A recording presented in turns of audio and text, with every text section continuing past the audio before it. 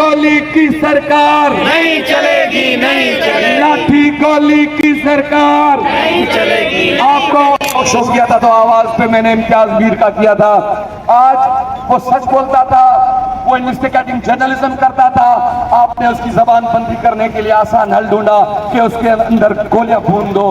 अजीज मेहमान मैरापुर में हुकूमती धुर के खिलाफ बात करता था और लोगों के फंडामेंटल राइट के बाद ये बात करता था, आपने उसको भी गोलियों का घाट बना दिया। अब मेहर साहब सखर में बात करता था, उसको भी आपने गोलियां तोहफे में दी। नसरुल्लाह गडानी जब इस रूलिंग एलीट के खिलाफ बात करता था, उसको भी आपने गोलियां तोहफे में दी।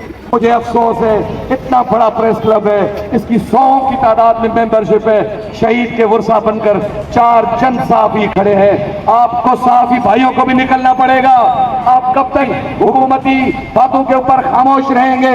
रिस्क देने वाली जात मेरे अल्लाह की होती है, ये रिस्क देने वाले नहीं है। घरों की जागीरदारी का तकद्दुस तो इस्तेमाल करें।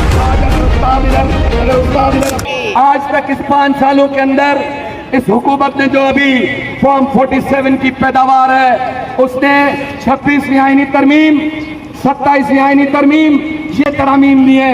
27वीं आईनी तरमीम में एक पूरी तरमीम के अंदर कहीं गुर्बत से छुटकारे का लफ्ज है। 27वीं आईनी तरमीम में बुनियादी हकूक की बात है। बलूचिस्तान के भाइयों को आप मसला लाशें देते हैं, उसकी बात है। सिंध के अंदर जो हकूक की बात करते हैं, उसकी लाशें नहीं मिलती, उसकी आप बात करें, बात है।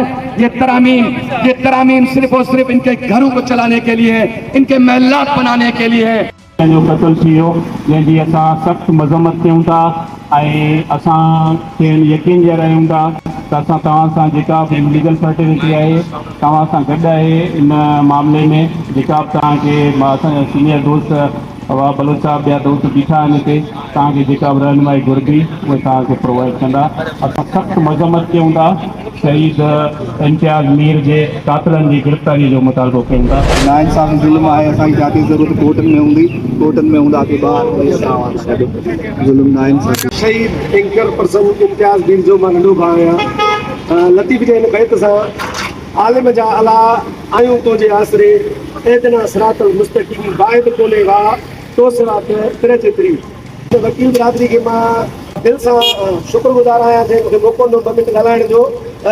तारीख़ रही आहे त जॾहिं बि वकील कंहिं मज़लूम जी या सॼी जे हक़नि लाइ उथिया आहिनि त हुननि ऐवाननि जा बुनियाद हिलाए छॾिया आहिनि। असां मज़लूम आहियूं। 9 महीननि खां शहीद इम्तियाज़ मीर खे कालाकोट मलीन जे क़रीब बेदर्दी सां क़त्ल कयो वियो, गोलियूं हणी। उनजे इंसाफ़ लाइ 9 महीननि खां रोडनि ते आहियूं, एहतिजाजनि में आहियूं। नामिनेट FIR थियल आहे, उन FIR में माण्हू गिरफ़्तार नथा थियनि। सिंध हुकूमत जे तरफ़ां जेकी दावाऊं कयूं वयूं, उहे दावाऊं तक़रीबन अदालतुनि में पूरियूं साबित थियूं आहिनि। शहीद इम्तियाज़ मीर पंहिंजी ज़िंदगी में जॾहिं इंजर्ड हो, ज़िंदगी मौत जी कशमकश में हॉस्पिटल में हुन कुझु स्टेटमेंट ॾिनियूं, उहे स्टेटमेंट पुलिस नज़रियान ते न आहियूं।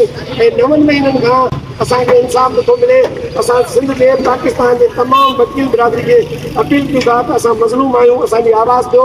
ऐं जॾहिं बि वकील कंहिं मज़लूम जो आवाज़ ॾियां त हुननि ऐवाननि जा बुनियाद हिलाए छॾिया आहिनि।